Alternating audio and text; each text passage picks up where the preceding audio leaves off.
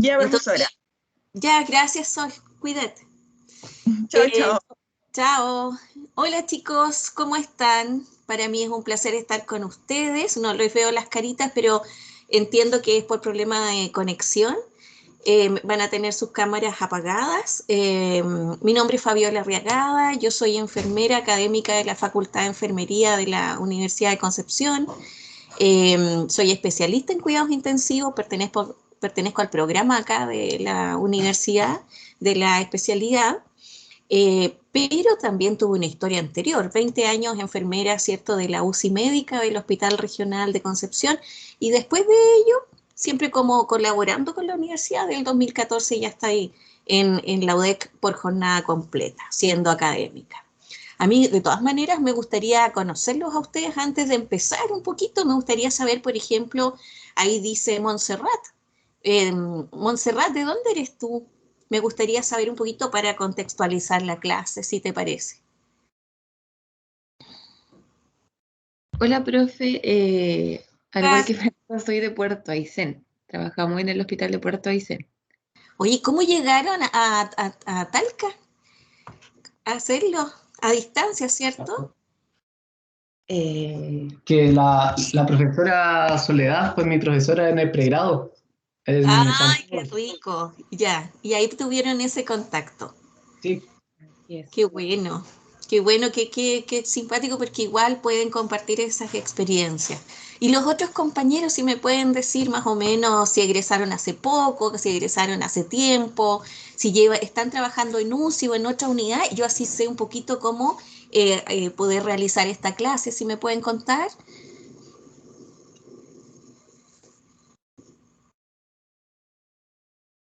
Cuando leo acá veo puros usuarios desconocidos, así que no sé los nombres, po. Cuéntenme.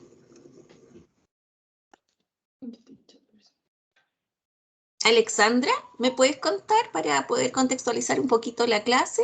¿De dónde eres? Hola, profe. Hola, Alexandra. Yo soy de Santiago. Ah, de Santiago, muy bien. ¿Y llevas tiempo Sí. egresada ya?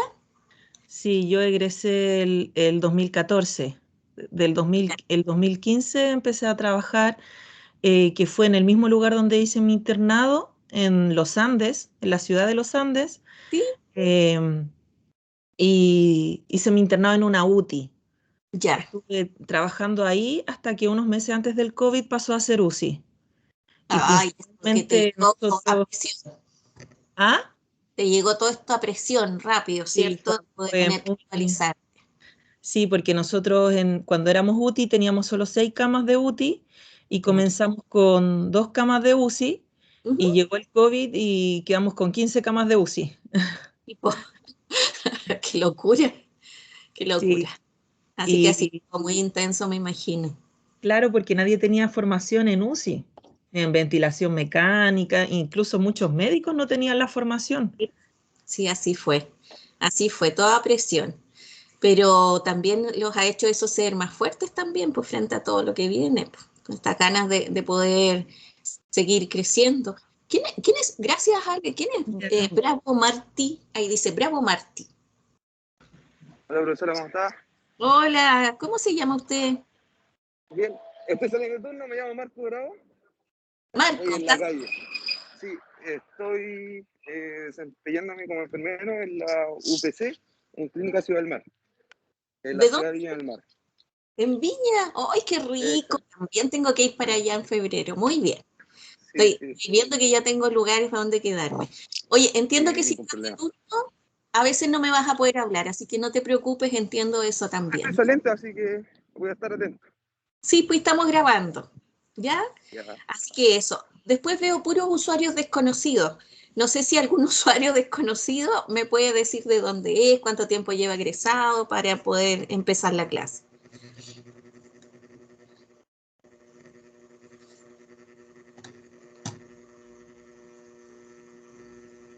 ¿Nadie más quiere compartir?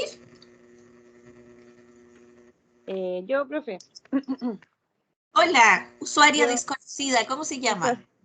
yo me llamo Pamela, soy enfermera egresada de la Católica del Maule de Talca. Llegué acá a la especialidad por la profesora porque también fue mi profe. Voy a cumplir ya 3 años trabajando en la UPC del Hospital de Rancagua. Partí porque hice mi internado en la UTI de acá y de ahí egresé y no me soltaron más. Ahí sigo todavía en Te Rancagua. van a soltar ya, no te van a soltar. No, ya lo tengo subido. Oye, me están dando ganas de ser alumna de la profesora porque es tan simpática además que lo deben haber pasado bien, ¿o no? Sí, ¿cierto? Sí, que la profesora a mí, como tal, no fue profe de práctica, me hizo solamente clase en el pregrado. Así que sí, eran bastante entretenidas sus clases. Y más encima tiene un hurón, que eso yo lo encuentro top, top, top. ¿Cierto? Sí. Ya, chiquillos. Entonces, buenos días. Como ya saben, me pueden decir Fabiola y me pueden hacer las consultas que quieran. Hoy vamos a hablar, ¿cierto?, de TOC. La primera clase que traigo es una clase para contextualizar un poco. Cuando yo hice la especialidad, habían cosas que no me quedaban tan claras. Entonces, por eso yo ahora, ¿cierto?, con los años, comprendo que hay conceptos que tenemos que analizar primero para que después podamos ver cada TOC por separado. Entonces, primero traje una clase que es generalidades del TOC, pero es como para recordar, voy a poner algunos datos más duros quizás, pero para que podamos entender cómo tenemos que ver estos pacientes con TOC, independiente cual sea, ¿ya? Porque la enfermera o el enfermero de cuidado intensivo tiene otra mirada, no es un enfermero generalista. Y como tenemos otra mirada, tenemos que saber que hay algunos conceptos que sí o sí debemos manejar, independiente, UTI, UCI, donde estemos trabajando, si es más centralizado, si es más hacia las regiones, da lo mismo. El enfermero intensivo tiene una mirada distinta. Y para eso voy a compartir y ¿sabes qué? Traje la clase en Canva, que es una modalidad de presentación que requiere bastante estabilidad de internet, ¿ya? Así que espérenme un poquito y voy a compartir de inmediato. Ojalá nos resulte porque es como más simpático, ¿cierto? Y ustedes me dicen cuando ya lo puedan visualizar, me dicen, profe, ya se visualiza, ¿ya?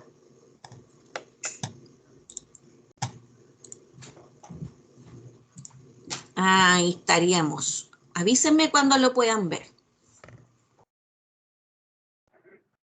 Ahí se ve ya, Fabiola. Sí, y se ven estas Sí. cosas que se mueven, porque yo lo hice así con mucho movimiento, ¿viste? Para que tenerlos despiertos, yo no sabía cómo hacerlo. Sí, sí se ve todo.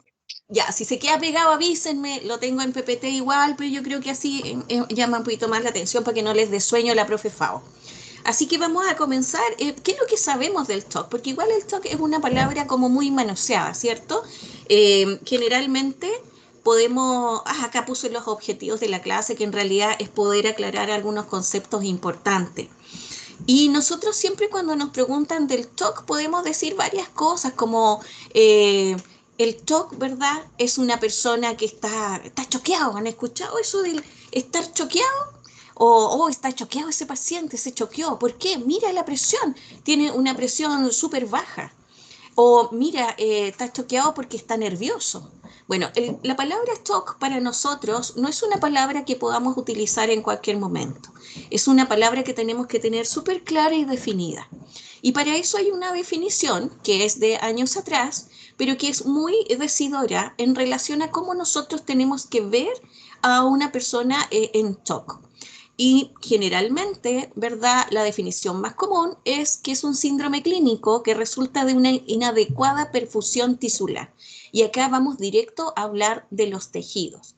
Entonces, cuando ustedes vean un solo parámetro estático que es la presión arterial, ustedes no pueden decir de inmediato que con eso podemos decir que un paciente, ¿verdad?, está en shock.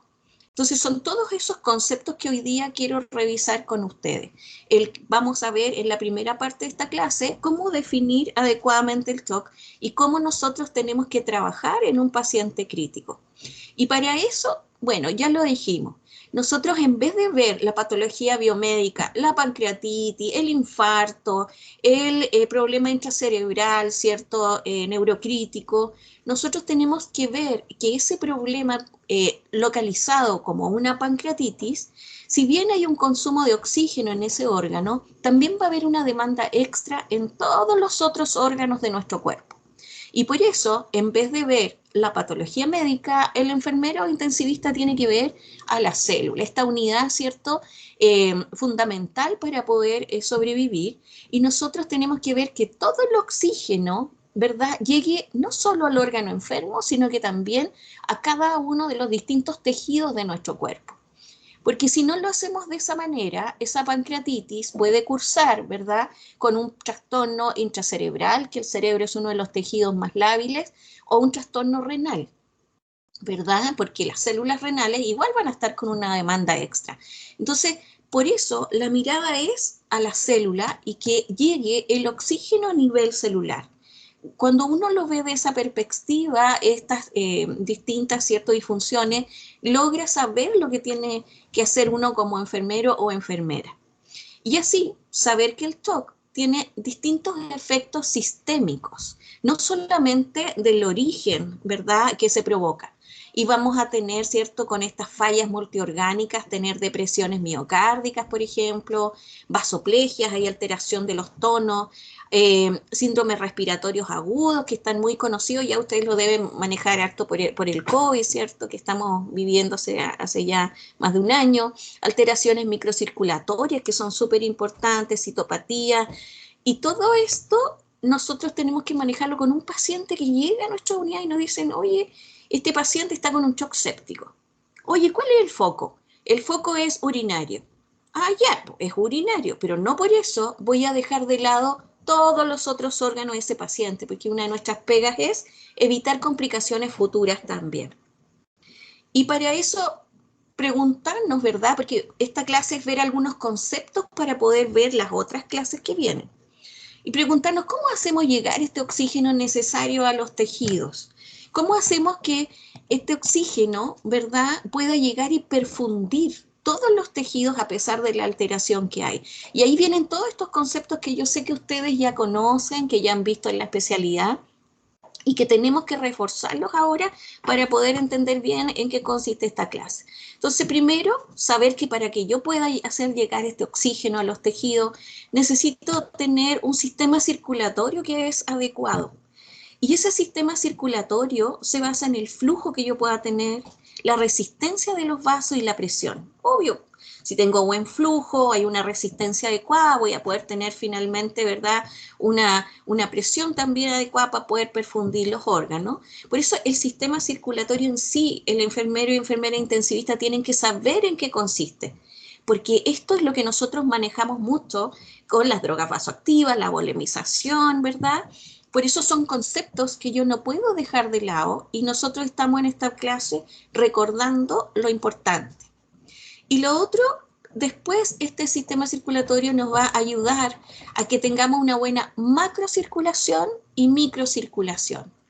La macrocirculación, ustedes ya la saben, lo macro es tener un buen corazón, una buena bomba, para que podamos tener una buena precarga, contractilidad y una buena poscarga. Estos son conceptos que ustedes ya tienen súper arraigados en este postítulo y estoy segura de ello, para que puedan entender, ¿verdad?, cómo poder llegar a tener un buen gasto cardíaco, porque nuestra finalidad es que este oxígeno llegue a todos los órganos, ¿verdad?, a cualquiera sea. Y por eso estos órganos nobles debemos tener un buen gasto cardíaco para poder perfundir. Pues ya vimos que el TOC en general es una falta de perfusión tisular de tejido o perfusión celular que compone la unidad que compone estos tejidos. Entonces, esa macrocirculación son conceptos claros, pero también hay un concepto que siempre se deja quizás de lado y que es la microcirculación, que nosotros como enfermeros, ¿verdad?, del área crítica tenemos que saber manejar e interpretar. Y la microcirculación habla de la oxidinamia que hablamos de la entrega, el consumo y la extracción de oxígeno. Todos estos parámetros son los que yo debo manejar con un paciente en estado crítico para poder, ¿verdad?, lograr que el oxígeno llegue a todas esas células. Y aquí les hago una consulta. ¿Han podido ya ver estos parámetros en su programa o aún no?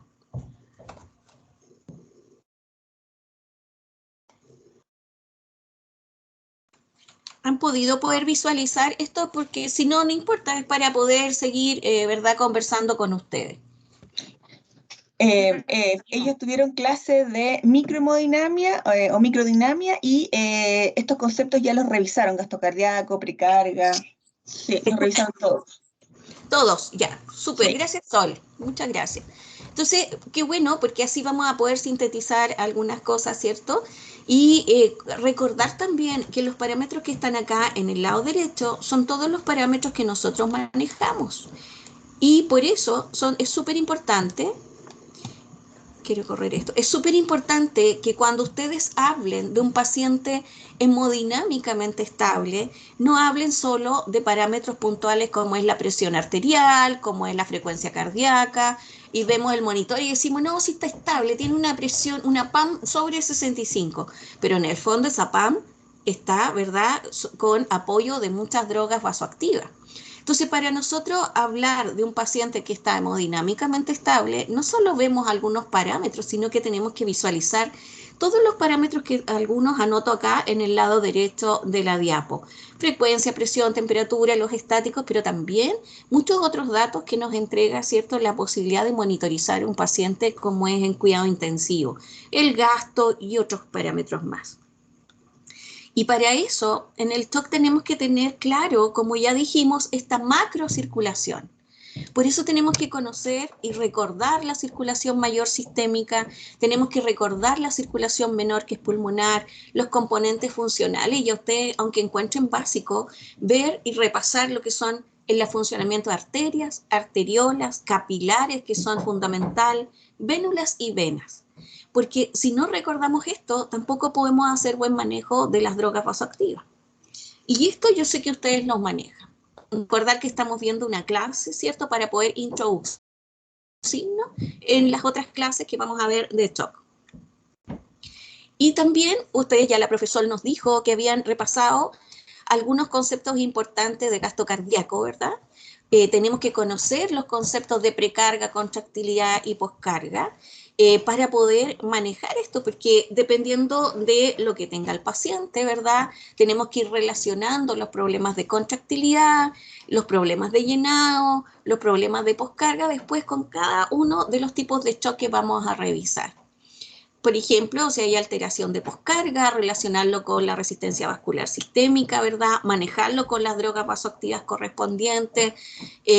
Son conceptos estos súper básicos que si no están claros aún son los que tienen, ¿cierto?, que reforzar y los que tienen que ir adaptando, como la ley de Frank Starling, que también es algo importantísimo para el llenado, ¿verdad?, de la bomba. Porque en el fondo lo que habla es que no podemos, ¿cierto?, volemizar, hablándolo fácil, a un paciente completamente, porque si volemizamos y volemizamos, vamos a llegar a un punto de no retorno, porque la fibra no va a dar más allá. Entonces, al manejar drogas, al manejar un paciente, tenemos que saber estos conceptos y se los coloco acá porque así va a ser más fácil entender las próximas clases, pero también es como unos tips que ustedes no pueden dejar de saber en el manejo intensivo. Y acá hay otro rey y actor principal de esto, que es el endotelio. Y el endotelio es una capa que reviste, ¿cierto?, el vaso sanguíneo, y es una capa súper importante que hay que recordar su funcionamiento también, porque el endotelio es un revestimiento que es una estructura simple, que es de una capa de célula. Yo siempre lo digo esto porque uno lo ha estudiado, uno lo sabe, pero en el fondo siempre es bueno recordar. Y el endotelio es activo, ¿ya? Y por eso acá les dejo algunos datos para que tengan en cuenta, que es una capa de células metabólicamente activas. Ellas no son pasivas, no cumplen un rol secundario, sino que puede secretar, ¿verdad?, como dice acá, sustancias que vasodilaten y sustancias también que puedan vasocontraer. Y aquí se le anoté, ¿cierto?, como la endotelina, el factor vasoconstrictor, y también inhiben la acción plaquetaria. O sea, ustedes pueden pensar cómo la sangre dentro de un vaso, ¿cierto?, con este flujo no coagula. Y es porque el endotelio es activo. Permite, ¿cierto?, algún control de la coagulación, permite también el poder, ¿verdad?, filtrar alguna sustancia, vasodilatar, vasocontraer. O sea, el endotelio es súper capo. Y en eso también tenemos que saber que en los distintos tipos de shock, cuando hay una progresión importante por el proceso inflamatorio y proinflamatorio, el endotelio se daña. Y el endotelio, al dañarse, ¿verdad?, pierde esta capacidad de vasocontraer o de vasodilatar. Y como pierde esa propiedad, obviamente que el endotelio, ¿verdad? Los pacientes son típicos pacientes ya de muchas horas de deterioro, donde no van a tener esa capacidad de poder tener una buena presión arterial, porque no se va a poder vasocontraer bien, o se vasodilatan de forma inminente, o también son pacientes que caen en anasarca completa, porque en el fondo, ¿verdad?, el daño es importante. Entonces, estos datos, si no los recuerdan, hay que poder profundamente poder analizarlos después con calma. Y tiene este rol fundamental de la coagulación. ¿Han visto esos pacientes de UCI que están mucho tiempo con anasarca, muy comprometidos ya, donde el endotelio está todo dañado, y en la parte distal de su cuerpo tienen puntitos negros, ya como isquémicos? Bueno, eso también, ¿verdad?, es por lo mismo, y también es porque la coagulación está alterada y se van enviando microcoágulos cuando ya llega la CID. Y esos microcoágulos provocan estas pequeñas isquemias que comienzan en algunos órganos importantes también, pero también a nivel distal de las extremidades. Ya sabemos entonces la macrohemodinamia, estamos hablando de nuevo, cuáles son los factores, ¿verdad? Tenemos que ver que cuando hablamos de hemodinamia estable, no solamente nos guiamos por algunos parámetros del monitor, porque nosotros tenemos que interpretarlo todo. O sea, ¿por qué tiene esa frecuencia el paciente? ¿Con qué drogas está? ¿Cómo está volemizado? También la presión arterial que ya mencioné, la saturación percutánea, que es un dato que todo el mundo le da tanta importancia, si bien la tiene. Saber que la saturación percutánea es un dato que puede estar falseado por muchas cosas y que puede estar a lo mejor muy disminuido por falta de perfusión. Entonces, a lo que voy es que en la macrohemodinamia, que vimos que este parámetro, ¿cierto?, más amplio, con parámetros más estáticos, nos dan ciertos datos, pero no lo es todo. Y la importancia del enfermero intensivista es que no se va a deslumbrar solo con estos datos, sino que lo va a interpretar, va a relacionar todo. Es como cuando nos dicen en pregrado qué temperatura tiene el paciente y está con fiebre, pero uno no ve la presión, no ve la frecuencia cardíaca. Eso no nos puede pasar a nosotros. Nosotros tenemos que ver los datos en su totalidad. Entonces, ¿cómo sabemos si esta macrohemodinamia es adecuada? Bueno, por la monitorización, por un catéter de Swan-Ganz invasivo que ya está en retirada, como sabemos, pero también puede ser con los otros parámetros de evaluación del gasto cardíaco no invasivo que están muy fuertes ahora, privilegiándose. Así que la macrohemodinamia se evalúa por esos datos. Chiquillos, me pueden interrumpir cuando quieran, ¿ya? Y la microcirculación, bueno, la microcirculación se dirige y direcciona a las células y a los tejidos. O sea, aquí pensar en la célula es lo más importante. Cuando tengan un paciente, sea lo que sea la patología médica, ustedes están con ese paciente en intensivo y tienen que pensar, ¿cómo voy a hacer que llegue el oxígeno a cada célula de su cuerpo? Estamos hablando de los órganos nobles, porque sabemos que a nivel distal, ¿cierto?, siempre va a haber una hipoperfusión por la gravedad, los vasoactivos y otros detalles, pero siempre de pensar, ¿cómo voy a hacer llegar a esta célula, ¿cierto?, el oxígeno, como ya lo habíamos visto? Este es el pilar, la reina de todo, la célula. Y les va a cambiar el panorama de cómo manejan un paciente en intensivo. Y para que exista esta respiración celular, ¿qué necesitamos? Bueno, necesitamos una membrana intercambiadora, necesitamos que esto esté adaptado en buenas condiciones, necesitamos transportadores y necesitamos distribuidores. Por eso tenemos que acordarnos del proceso de respiración celular, que acá se los dejo porque yo sé que ustedes se acuerdan. A veces yo misma no me acuerdo de algunos datos importantes, pero porque con el tiempo, ¿cierto? Uno va fijando lo más relevante, pero obviamente que tienen que entender la cadena de transporte, ¿verdad? La mitocondria es lo más importante que nosotros no podemos dejar pasar, el funcionamiento de una célula en su totalidad. Por eso saber si nos llegan gasometrías alteradas con pH súper bajo, saber que inmediatamente todo esto va a fallar. Entonces, cuando llega esa gasometría alterada, con un pH bajo, un pH alterado, más que guiarnos, ¿verdad? La PO2, la PCO, que sí son importantes porque van relacionados, es saber que ese ambiente ácido es lo que va a hacer que vaya a existir una alteración a nivel celular. Por eso se corrigen de inmediato. Yo no tengo que esperar en corregir ese tipo de alteración cuando llegan los exámenes a mis manos. Tengo que hacerlo de inmediato porque eso trae una cascada, ¿verdad?, de eventos desafortunados que van a llevar finalmente a una muerte celular. Entonces tengo que tener membranas intercambiadoras, la célula tiene que estar bien, los transportadores, ¿verdad?, del oxígeno, como la hemoglobina. Yo no puedo tratar a un paciente con un shock independiente del cual sea, si tengo un bajo nivel de hemoglobina. Tengo que manejar eso. No me puedo quedar tranquila o tranquilo con hemoglobinas bajas porque yo sé que esto no va a poder tener solución. Y los distribuidores, ¿cierto? Que son todos estos vasos que ya vimos, que tienen que estar de una buena manera para que pueda llegar, ¿verdad?, el oxígeno a todas las células de nuestro cuerpo. Entonces, la respiración celular también la podemos ver. Y ustedes dicen, ya, pero en las UTI o en las UCI no tenemos tantas, ¿cómo calcular eso? No hay tiempo. Y eso es algo que ustedes también tienen que erradicar de su mente. Hay harta pega, pero ustedes son enfermeros intensivistas. Entonces, esta pega hay que dársela extra también para manejar bien a un paciente. No podemos depender de las indicaciones médicas. Ustedes marcan una diferencia en todo el ámbito y el quehacer de estas unidades. ¿Y la monitorización oxigodinámica se puede llevar? Sí, ustedes ya lo saben. La profesora me dijo que ya lo habían visto.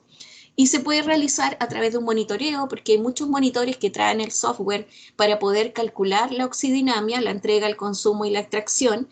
Pero si no tienen esos software, los computadores que ustedes tienen como monitor, hay fórmulas matemáticas. Y esas fórmulas ustedes las tienen que tener siempre a mano para calcular, ¿verdad? Sobre todo en algunos pacientes que uno no sabe cuál es su origen de alteración o cómo manejarlos de alguna manera. Y ya lo vieron, ¿cierto? Los parámetros para evaluar esto es el aporte del DO2, el consumo de oxígeno y el cociente de extracción de oxígeno o ratio. Chiquillos, yo soy preguntona, ¿cómo vamos hasta ahí? ¿Vamos bien o no? Sí, profe, bien. ¿Vamos bien? Ya. ¿Hay algo que no hayan visto? ¿Estamos bien todavía? ¿Me pueden, si no me quieren hablar, pues hay un monito ahí que pone... ¿Estamos bien? Ya, dedito para arriba, dedito para abajo, corazones tengo también ahí, me pueden poner corazones, no sé, pues. Ya, a ver, pónganme corazones para saber que ahí hay manito la Lisbeth. Muy bien, Lisbeth. Aprobada.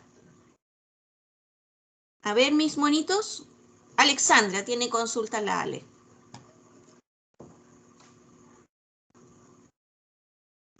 No tengo consulta, profe. ¿Querías levantar la manito? Era para interactuar. Ya, esa es la idea. Hay corazones, caritas de asombro, todo eso para que ustedes por lo menos, para nosotros los profes a veces es un poco difícil hacer clases a distancia cuando hemos estado súper, ¿verdad?, años haciendo clases presenciales. Entonces no le veo las caritas para saber si tienen dudas. Por eso así vamos a interactuar si es que ustedes me lo permiten para saber que vamos bien. Ya, voy a seguir entonces.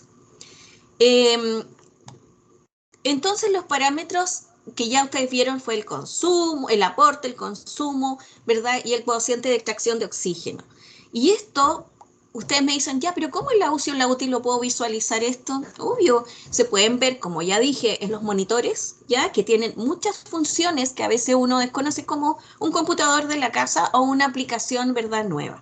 Así como ustedes cambian celular siempre y el celular, ¿cierto?, no les queda grande porque les gusta el celular, entonces aunque tengan un modelo súper sofisticado le van a sacar el provecho, también a los monitores hay que sacarle ese provecho y hay que verlo como eso, como un artefacto que es de apoyo para nuestro trabajo.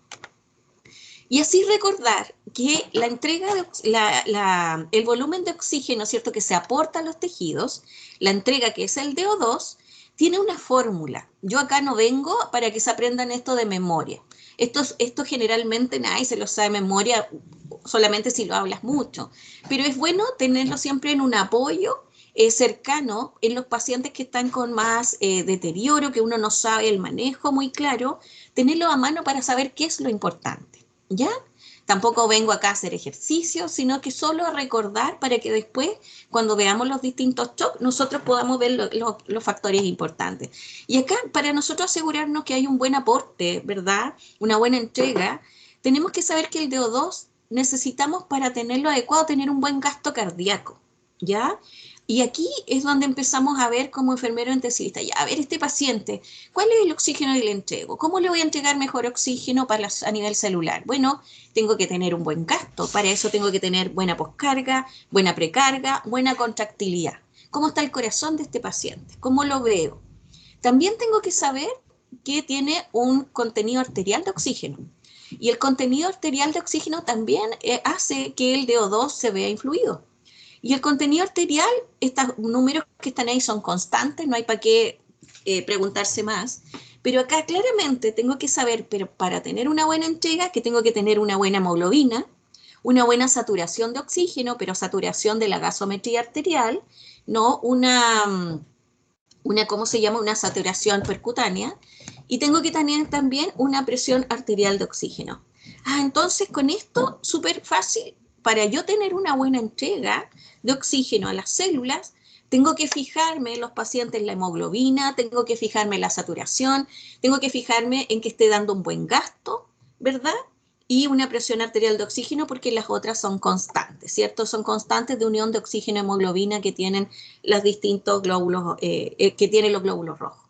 Entonces, ahora ya saben, cuando hablemos más adelante de esto, cómo me voy a encargar de la entrega, niveles de sanguíneo de hemoglobina, gasto y los otros parámetros, ¿cierto? Y acá están las variables. Y acá está en lo que significa la entrega, que es un resumen porque ustedes ya vieron esto. Entonces no voy a ahondar mucho, pero es el aporte de oxígeno, el ADO2, que se mide en ml minuto, gasto, el contenido arterial de oxígeno, las constantes de afinidad de oxígeno con la hemoglobina, que es siempre 1.34, no hay que preguntarse más, hemoglobina, ¿verdad?, saturación y la constante de solubilidad de oxígeno en el plasma. O sea, con esto yo tengo que saber que la entrega de oxígeno, el valor normal es entre 850 y 1050 ml minuto. Entonces estoy en mi UCI, ¿verdad?, o en mi UTI, y yo sé que estos son los parámetros que tengo que tener en cuenta para que yo pueda tener una buena entrega. Y el resultado me tiene que dar entre 850 y 1050. Y ahí yo digo, entonces la entrega es adecuada. O puedo decir, no, pues, acá no tengo una entrega adecuada porque la hemoglobina está muy baja, tengo una hemoglobina de 6. ¿Qué es lo que tengo que hacer como enfermera o enfermero? Acá, olvídense de la parte médica. Esto es 100% enfermería. ¿Qué tengo que hacer? Obviamente, si no transfundo a este paciente, obviamente que tengo que, no lo voy a poder tener la entrega adecuada porque me faltan los transportadores. Así que, o lo mismo con la saturación, o lo mismo con la PO2. Entonces, esos son los parámetros en la entrega que hay que manejar. Cuando se habla de indexado, estoy recordando que acá se compromete, en vez del gasto cardíaco que teníamos en la fórmula anterior, se compromete en el indexado. ¿Han visto que los monitores dicen indexado y no indexado? Bueno, eso es porque los monitores, cuando hablan de indexado, relacionan a la persona con el índice cardíaco, que es el peso, ¿cierto? Con la constante del peso. Y por eso ahí baja la entrega, ¿verdad?, la entrega de oxígeno. Por eso, cuando se habla de indexado, no se compromete el gasto cardíaco, sino el índice cardíaco, porque se compromete la superficie corporal. Por eso cuando están indexados los monitores, uno tiene que saber que el valor de entrega normal que me puede dar por los cálculos es la mitad, 500 a 600 ml minuto por metro cuadrado, ¿ya? Porque como es por metro cuadrado, me da menos. Entonces, en resumida, la entrega ya la tengo definida. La concentración arterial de oxígeno, que es importante para determinar esta entrega de oxígeno, tiene que tener una buena hemoglobina y una buena saturación, que eso ya lo vimos. Y acá, ¿verdad? Ustedes saben claramente cuáles las indicaciones a seguir. Recordar las hipoxemias leves, moderadas y las severas, cómo tenemos que tratarlas. Y recordar ahora, primero la entrega y ahora el consumo. Y la VO2 son los mililitros de oxígeno consumido, ¿ya?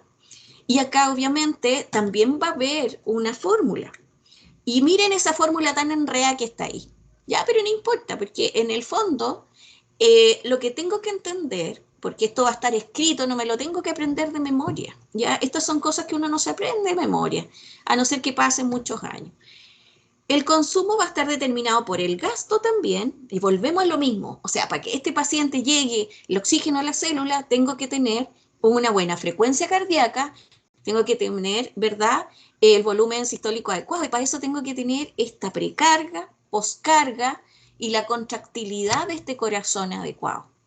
Y así poder, ¿cierto?, buscar de manera fina cuáles son los parámetros que este paciente, en cualquier shock que tenga, tengo que ver, ¿verdad?, cómo manejarlo. Y acá es la diferencia entre el contenido arterial de oxígeno y el venoso. Bueno, para eso están los gases de saturación venosa mixta, ¿verdad?, que nosotros podemos tomar para saber estos dos datos. Y lo mismo, saber niveles de hemoglobina, de saturación venosa, saturación arterial, de la presión arterial de oxígeno y la presión venosa de oxígeno. Todos estos datos nosotros, ¿verdad?, lo tenemos que tener, los tenemos que sacar para poder lograr este objetivo. Estamos hablando de pacientes que nosotros podemos monitorizar ciertos aspectos de gasto, ¿verdad?, en intensivo, y que yo sé que por lo menos acá en Concepción, en intermedio, también han tenido pacientes muy graves con medición de gasto cardíaco igual. Y acá las variables del consumo, obviamente el consumo es menor porque nosotros guardamos, ¿verdad?, en nuestro cuerpo de manera fisiológica, guardamos, ¿cierto?, una cantidad de reserva para los momentos extremos. Tenemos variables del consumo, del gasto, y todo esto son los datos que nosotros tenemos que manejar, ¿ya? Como ya vieron, o sea, yo no solamente veo los valores de este computador que me da valores aislados, sino que también esos valores aislados los tengo que anexar con todos los exámenes sanguíneos que me lleguen, sobre todo la gasometría, hemoglobina, ¿verdad? Y lo que ustedes están visualizando acá. Lo mismo el indexado, el valor, ¿cierto?, es relacionado con el índice cardíaco y no con el gasto cardíaco. Por eso el indexado es más pequeñito, de 120 a 160, porque no lo mide por el gasto completo, sino por metro cuadrado. Y acá es donde ustedes tienen las distintas variables. Entonces, yo insisto que no los quiero llenar de cosas, sino que recordarles que para manejar un shock tenemos que ver, cualquiera sea, parámetros, ¿verdad?, macrohemodinámicos y parámetros microhemodinámicos. Y en esto están estos valores, ¿cierto?, de la oxidinamia, que yo tengo que manejar para poder tener claro cómo voy a hacer que el oxígeno llegue a las células de todo en este paciente tan grave que tengo. Y acá recordar algo de la saturación venosa mixta, ¿cierto?, que la saturación venosa es de oxígeno, es determinante el contenido venoso de oxígeno, que yo asumo que ustedes ya lo manejan, y que también tiene un papel importante acá en la saturación venosa mixta, ¿verdad?, la hemoglobina. La saturación venosa también la podemos calcular si están ustedes, ¿verdad?, con estos datos, con la entrega partido por la demanda o con una fórmula más complicada. Pero esta saturación mixta igual es importante porque es la relación que me da entre el aporte y el consumo a los tejidos. Entonces, es un dato muy importante que yo tengo que tener en cuenta y que van a influir todos los transportadores que vimos, ¿verdad? Que esté, bueno, ya todo lo he mencionado, no voy a volver a eso. Entonces, es aquí cuando nosotros decimos, ay, ¿cuánto es la saturación mixta que tengo que tener? Por lo menos un 60%, ¿ya? Y por eso nosotros cuando vemos estos gases de saturación venosa, tenemos que tener un valor, ¿verdad? No inferior, un valor inferior al 60%, sobre el 60%. Un valor inferior refleja una utilización importante de las reservas de extracción. O sea, si yo tengo menos del 60%, acá hay algo que está pasando en la relación de la demanda, de la entrega y el consumo que está súper alterado. Para eso tomamos esa saturación venosa, para eso tomamos esos gases. Si me llega ese examen alterado de saturación venosa, menos del 40%, hay una franca hipoxia tisular severa. Entonces, si me llegan esos gases, yo tengo que empezar a ver todo de nuevo. Oye, estos gases están malos. ¿Qué es el problema de este paciente? De nuevo, monitor, parámetros estáticos, parámetros ciertos más finos de la microhemodinamia, ver la entrega, ver la hemoglobina, los gases, y así se va manejando este tipo de paciente. Entonces, este es un dato más. Entre la extracción de oxígeno es distinta a la saturación venosa. Fíjense que la saturación venosa es la entrega relacionada partido por el consumo, ¿verdad? Pero la extracción se define una relación que hay que tener un balance entre el aporte y el consumo de oxígeno también, pero los valores van intercambiados por 100, porque esta es la fracción liberada de oxígeno desde la microcirculación y lo que se consume en los tejidos. Entonces, este valor de la extracción de oxígeno es distinta, ¿ya? Porque es un porque es un porcentaje, pero que ve finalmente más, no la perfusión tisular como lo ve, ¿verdad? Directamente la saturación venosa, que hay una alteración de esa relación, sino que acá ve cuál es la fracción que se liberó de oxígeno y se consumió por los tejidos, ¿ya? Por eso la saturación venosa, la fórmula se parece, pero va en el numerador, ¿cierto?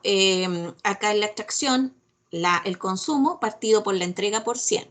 Y en la saturación venosa va la entrega partida por el consumo. Son distintos, pero se puede prestar para confusión. El valor normal de la extracción es de un 20 a un 30%. Entonces, en la mayoría de los tejidos, como dice acá, el 20 a un 30% del oxígeno aportado por los capilares es tomado por los tejidos. Y eso es el dato normal. ¿Ya? ¿Qué significa esto? Que en las células, ¿verdad? La extracción de oxígeno, que es la relación, ¿verdad? Entre VO2, el consumo, y la entrega, el DO2, tiene que darme finalmente este porcentaje un 20 a un 30%. ¿Y por qué ese valor? Porque yo tengo que quedar con una dosis extra de reserva, ¿ya? Y cuando estos pacientes esto se ve alterado y hay un mayor, cierto, extracción de oxígeno, sube esto, dice, chuta, tengo menor reserva. O sea, el paciente también tiene esa demanda de oxígeno con ese consumo alterado, ¿ya? ¿Cómo vamos hasta ahí, mi público? ¿Están conmigo o los aburrí ya? ¿Ya los aburrió la profe? Todo bien, profe. ¿Todo bien? ¿Ya? ¿Está muy enredado? No. Tengo aplausos de la Lisbeth. Oye, Sol, la Lisbeth tiene que estar eximida. Me aplaudió. Un punto más. Un punto más para la Lisbeth. Ya, chiquillos, no estoy muy enredada. Estoy tratando de hacer esto súper tangible, como me gusta, llevarlo a la práctica. Así que cualquier cosa, ustedes me avisan. Hasta aquí hemos hablado entonces de cómo llevar esto, ¿verdad? Estos datos a lo tangible, a la práctica. Y créanme que esto sí se puede realizar. Yo creo que nosotros los enfermeros y las enfermeras tenemos una frase que está muy arraigada del que, hoy no tengo tiempo, no tengo tiempo. Y en realidad en nuestra profesión tenemos que darnos el tiempo, porque estamos en un momento de riesgo en que estamos perdiendo mucho campo y nos estamos mostrando la diferencia. Y ustedes, como enfermeros intensivistas, tienen que mostrar la diferencia en el manejo de un paciente. Se tiene que notar todos los conocimientos que ustedes están adquiriendo. Y es por eso que esto es súper importante. No permitan que nadie llegue donde un paciente, o no se permitan que ustedes lleguen donde un paciente y digan, no, si está hemodinámicamente estable. ¿Qué es eso? Hemodinámicamente estable, lo repito, se utiliza mucho, pero está mal usado ese concepto. Y lo otro, este paciente, yo no tengo que esperar solo las indicaciones médicas, por supuesto que no. Tengo que manejarlo, mejorar los parámetros del ventilador, mejorar el manejo de las drogas vasoactivas. Eso lo hago de manera independiente, autónoma. Mejorar, ¿cierto? Y ver por qué está orinando menos. ¿Por qué, verdad, este paciente que quizás no está en ventilación, que está consciente, está perdiendo la capacidad de estar orientado? ¿Por qué esta confusión? Está llegando menos oxígeno. Veamos la entrega, veamos el consumo, veamos la precarga, veamos la contractilidad. Y todo eso, en su globalidad, lo manejamos nosotros. Este señor es un señor que ustedes, es un señor viejito, y tú, ya yo también soy viejita, pero él es más viejito que yo. Y él es William Shoemaker. Ustedes dicen, pero ¿y este señor para qué? Bueno, este señor es un médico cirujano que en los años 70, ¿verdad?, pudo demostrar que incrementando el índice cardíaco, ¿verdad?, sobre 4.5 litros, el consumo sobre 600 y la entrega y el consumo sobre 170, con inótropos se lograba disminuir la mortalidad en forma significativa. Bueno, este señor también desarrolló todos sus estudios en la UCI, viendo por primera vez la importancia que tiene la microhemodinamia para el manejo de los pacientes. Entonces, él marcó un hito, porque además él era contemporáneo de Swan y Ganz, que fueron los creadores del catéter de Swan-Ganz. Entonces, pudieron hacer todo este tipo de estudios.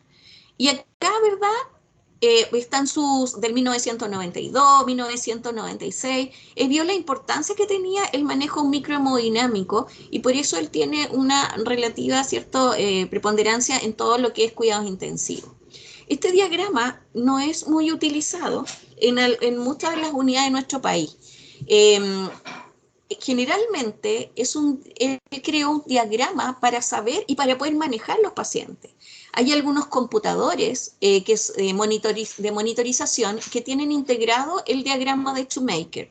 Y uno, ¿cierto?, pone los datos de hemoglobina y sale automáticamente el diagrama de Shoemaker en todos los monitores. Pero en nuestra realidad, eso generalmente no está como un software incorporado, pero también se puede calcular aparte para saber si estos pacientes en shock, cómo lo tengo que manejar o cuál es su problema principal. Porque acuérdense que cualquier shock llega por una causa específica, pero que a medida que avanza este paciente puede llegar por un shock séptico, pero que después puede hacer falla cardíaca. Entonces, ¿cómo yo sé cuál es la falla que tiene este paciente? Y el diagrama que creó Shoemaker les puede servir para poder entender el manejo en UCI.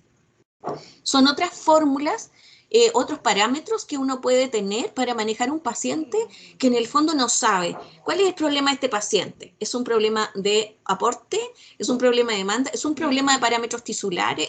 ¿Cuál es el problema que tiene? Y así uno lo puede tener con este diagrama que les voy a mostrar para el manejo.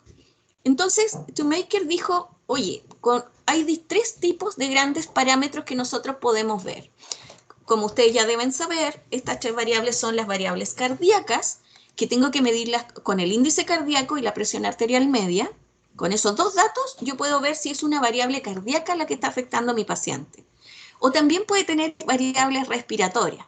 La saturación de oxígeno, la PAFI, la presión transcutánea de CO2 que se da en forma automática por un catéter exclusivo, ideal para ello, no se mide de otra forma. Variables tisulares, el consumo. Espérenme un poquito, chiquillos, que tengo un problema.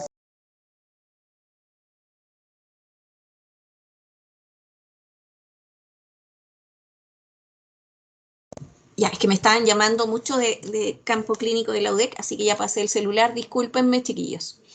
Entonces, Shoemaker decía que estas variables, que son las 3 más importantes, tenemos que tenerlas súper claro para un manejo. Las cardíacas, respiratorias y tisulares que ya vimos. O sea, en un paciente con shock, que puede haber ingresado por un shock séptico y que sabemos el origen, pero que después tiene esta confusión, que no sé si es un shock mixto, cardíaco, a lo mejor es un problema pulmonar, respiratorio. Bueno, con este diagrama ustedes van a tener un apoyo para saber, ¿verdad?, dónde trabajar. Y el diagrama, ¿cierto?, es este. se puede realizar a mano, como les digo, en forma, ¿cierto?, a lápiz, como se puede decir, con los cálculos que uno puede realizar a la antigua, pero también, ojo, que ahí vayan a revisar sus monitores, que los monitores de los nuevos, algunos traen este diagrama incorporado. Y en este diagrama se puede ver las alteraciones cardíacas, que ya dijimos que él determinó que era el índice cardíaco, la PAM, las respiratorias y el VO2, DO2 y O2. Mi pregunta es, ¿vieron esto en algún momento en su especialidad? ¿O todavía no? ¿O no lo ven? Porque también pueden que no lo vean. No, no es algo nuevo. Franco, Ale, ¿lo han visto eso antes o no? Vimos las constantes por separado, pero no vimos el diagrama. Ya, pero como digo, es algo que no es nuevo. Entonces las profesoras a lo mejor lo enfocaron de otra manera, que también está bien. Pero lo importante de estas variables, les voy a hablar en simple. Estas variables, por ejemplo, yo estoy con mi paciente en intensivo, no sé cómo manejarlo ya, porque hay cosas micro que uno no sabe. Entonces digo ya, tengo que calcular con las fórmulas que ya vimos, VO2, DO2, EO2, veo si son variables tisulares, veo el índice, la PAM, saturación de oxígeno, acuérdense que es de la gasometría, calculo la PAFI, y este PTCO2 que se entrega el dato en la monitorización.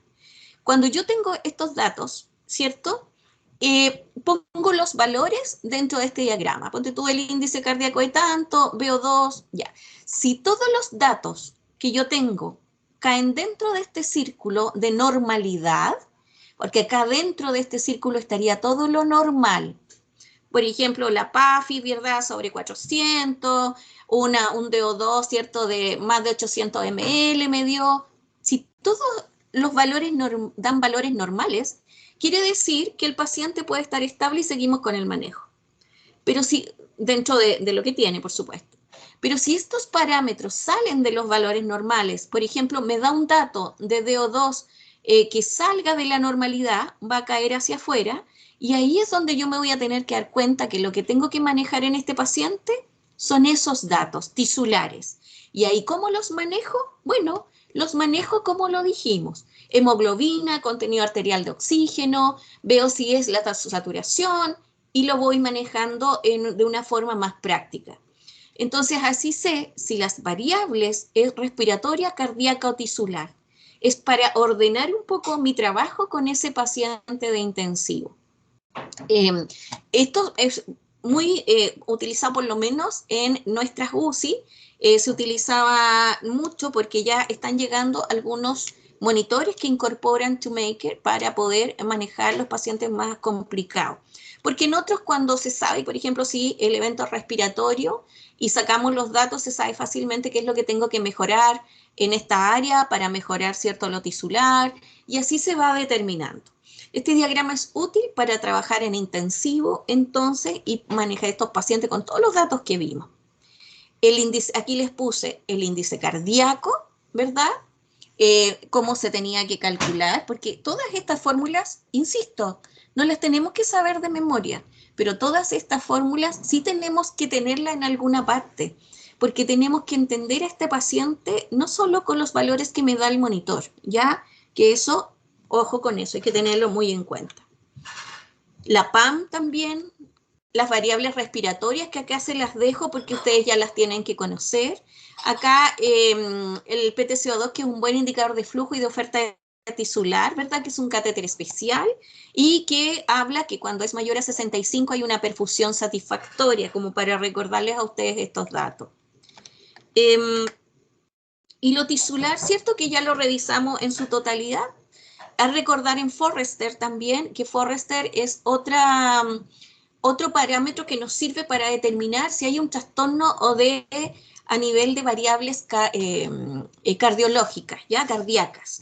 Y el Forrester es otro apoyo que yo puedo tener para manejarlo y que ustedes ya también lo tienen que conocer, que relaciona, ¿cierto?, la capilaridad con el índice cardíaco. Y ahí está el paper que lo determinó, ¿cierto?, 1977, de ese año, es de viejito, pero también es un parámetro que todavía se utiliza, ¿verdad?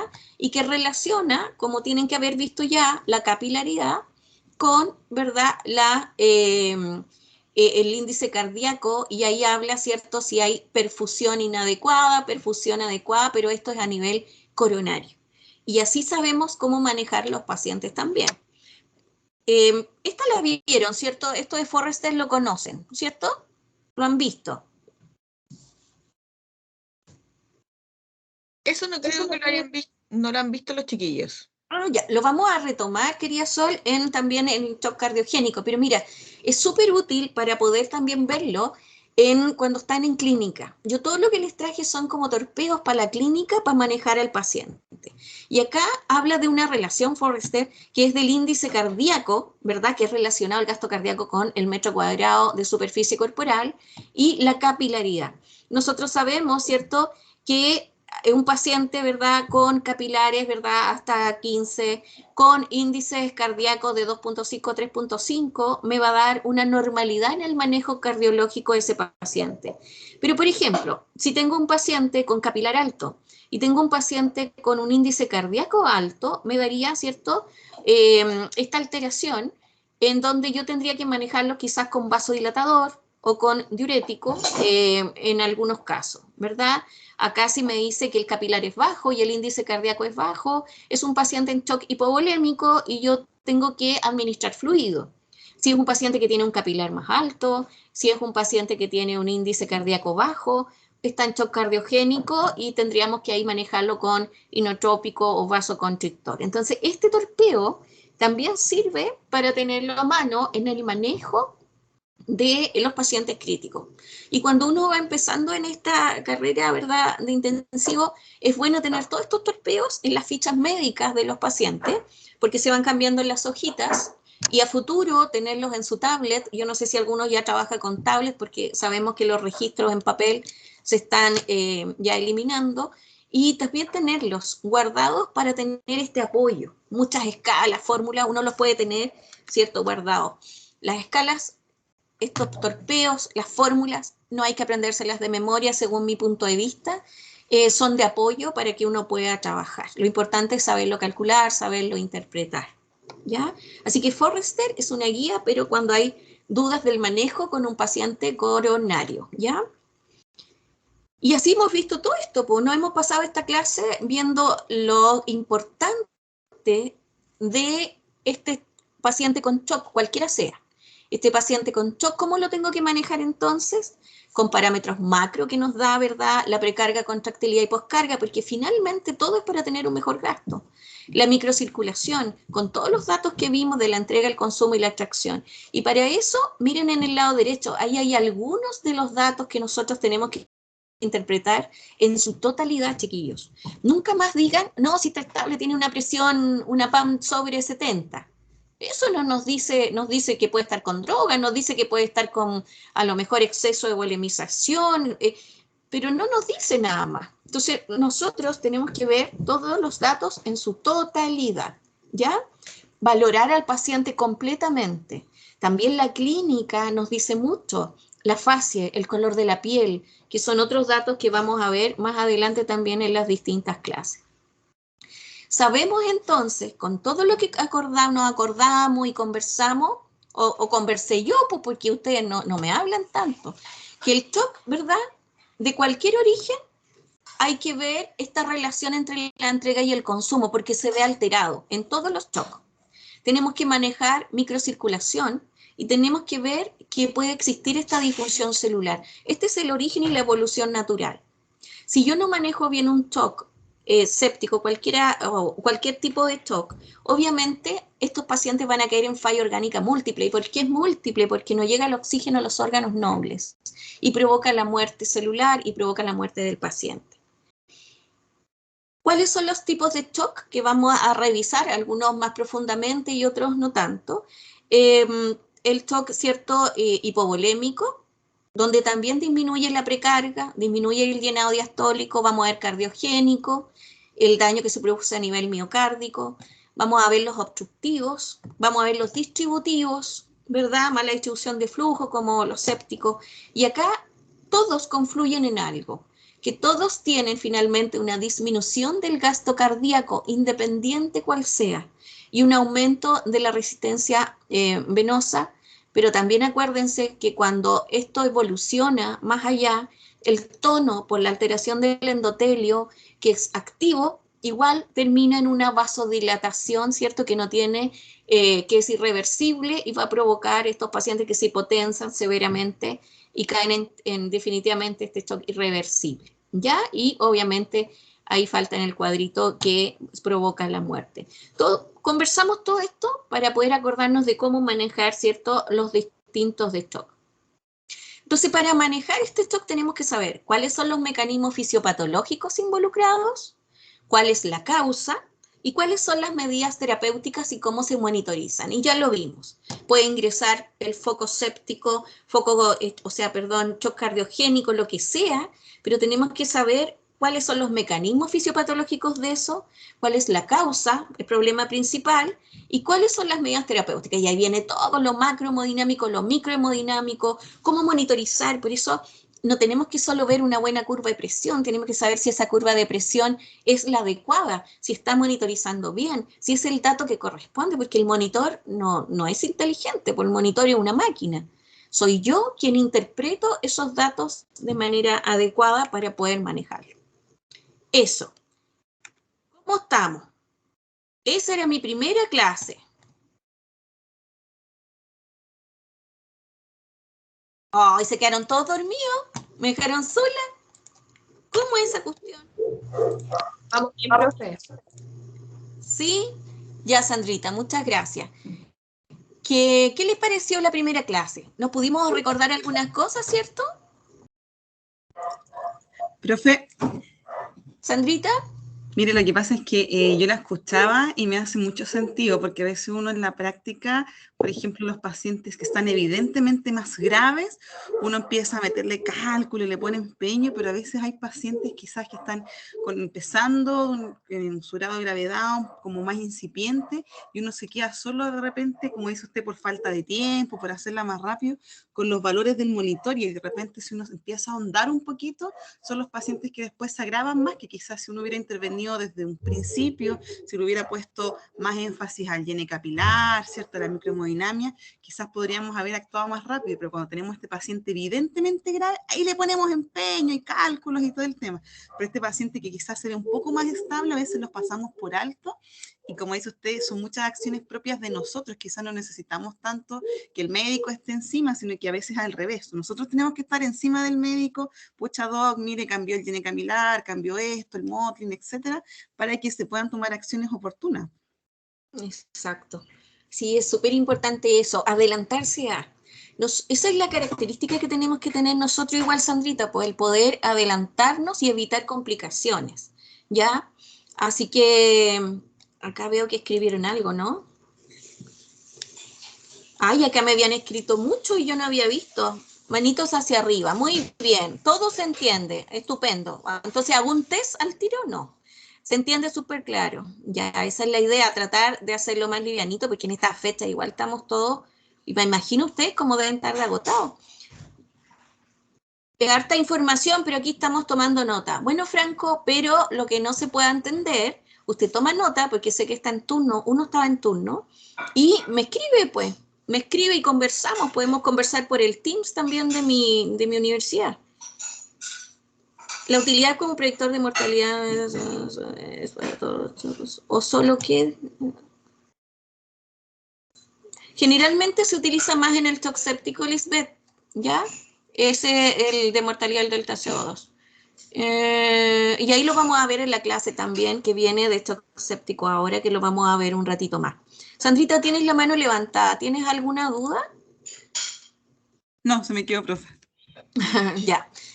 Los demás compañeros, ¿están bien? ¿Algún comentario? ¿Queja? Se quedaron dormidos, estoy segura. Todo bien, Ya. profesora. Yo soy de mucho preguntar. Estoy de mucho preguntar porque ustedes saben que la interacción a distancia es difícil. Si les parece, en esta clase, que yo se las voy a enviar todas a Sol para que ustedes la puedan tener, podemos hacer un break porque son las 10:10, ¿les parece? Para que después veamos shock séptico.